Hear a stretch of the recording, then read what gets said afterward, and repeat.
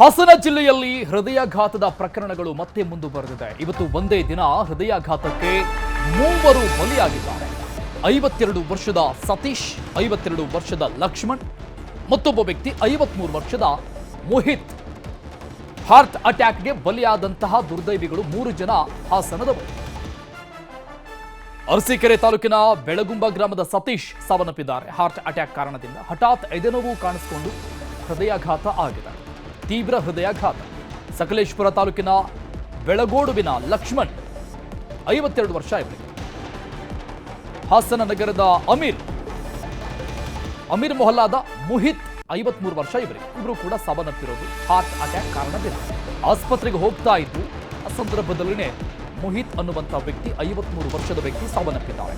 ಹಾಸನದಲ್ಲಿ at present ಈ 3 ಸಾವುಗಳ ಜೊತೆಗೆ 40ಕ್ಕೆ ಏರಿಕೆ ಆಗಿದೆ ಹೃದಯಾಘಾತದ ಸಾವಿನ ಸಂಖ್ಯೆ. ನೋಡಿ, ಇದು 4-5ರಿಂದ ಆರಂಭವಾದಂತಹ ಸಾವಿನ ಪ್ರಮಾಣ 4 ಆಯಿತು, 5 ಆಯಿತು. ಅಟ್ ಪ್ರೆಸೆಂಟ್ ಈ 3 ಸಾವಿಗಳ ಜೊತೆಗೆ 40ಕ್ಕೆ ಏರಿಕೆ ಆಗಿದೆ. ಹಾಸನ ಜಿಲ್ಲೆಯಲ್ಲಿ ಒಂದೇ 40 ಜನ ಹಾರ್ಟ್ ಅಟ್ಯಾಕ್ಗೆ ಬಲಿಯಾದಂಥದ್ದು.